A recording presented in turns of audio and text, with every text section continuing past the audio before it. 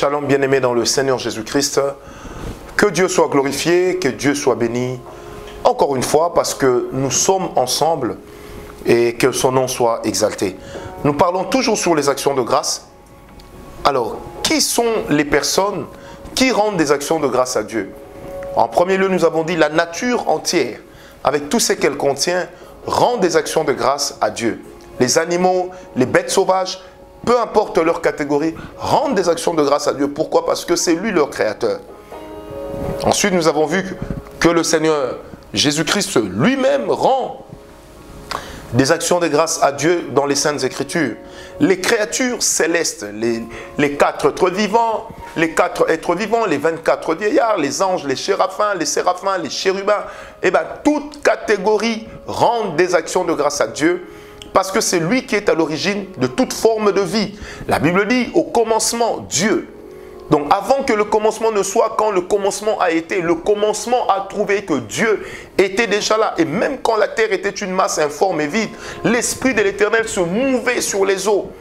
Alléluia. Et toute chose rend grâce à Dieu.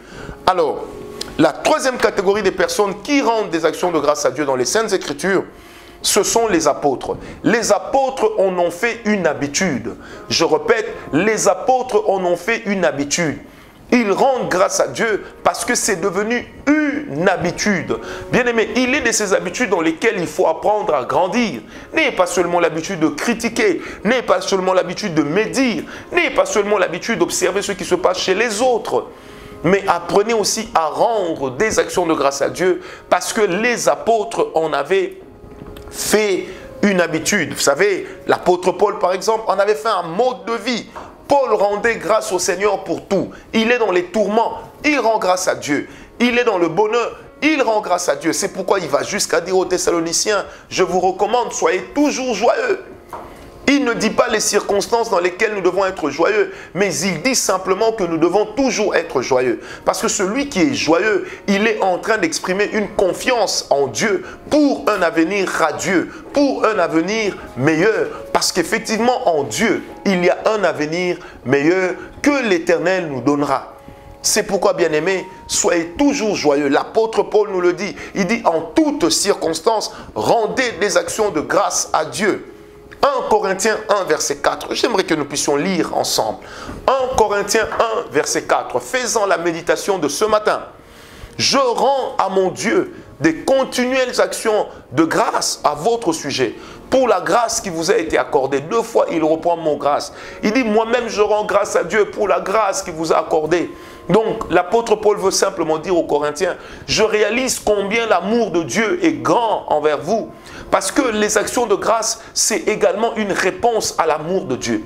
Les actions de grâce, c'est une réponse, c'est une expression de reconnaissance à l'égard d'un amour exprimé par Dieu. Un amour immérité, une attention sans faille, une attention soutenue, une attention particulière. Parce que j'aimerais dire à toi qui me suis, effectivement l'Éternel nous a aimés et il nous l'a témoigné sans condition. C'est d'une manière inconditionnelle que Dieu nous a aimés. C'est d'une manière inconditionnelle qu'il ne cesse de nous témoigner sa bonté. Amen.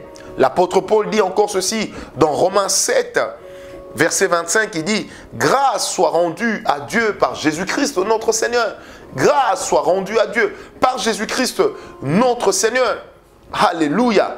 Bien-aimés, grâce soit rendue à Dieu dans Romains 6, verset 17, il dit « Mais grâce soit rendue à Dieu de ce que, après avoir été esclaves du péché, vous avez obéi de cœur à la règle de doctrine dans laquelle vous avez été instruits. » L'apôtre Paul veut dire ceci, nous sommes dans Romains 6, verset 17, que c'est encore par la grâce que nous pouvons obéir à Dieu et c'est pourquoi nous pouvons lui dire merci. Bien-aimé, pourquoi merci? Parce qu'il y a des gens comme toi et moi qui n'ont rien fait pour mériter ce qui leur arrive.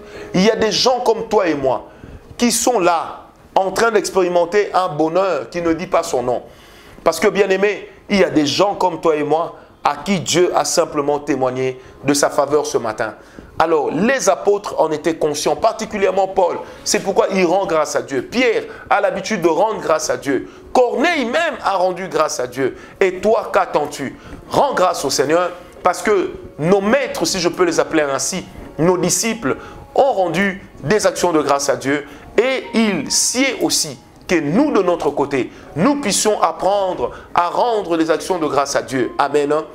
L'apôtre Paul a rendu des actions de grâce à Dieu alors qu'il était dans les tourments, au point qu'à un certain moment, il dit, mais Seigneur, n'est-il pas possible que tu ôtes cette écharpe du dessus mes épaules? Mais il dit, ma grâce te suffit. Et pour cela, il dit merci au Seigneur.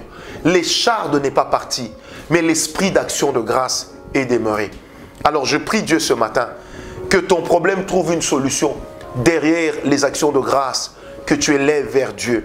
Que tes tourments puissent trouver une paix derrière les actions de grâce que tu fais monter vers le Seigneur. Alors j'ai envie de dire paix et grâce. Que Dieu te bénisse ce matin.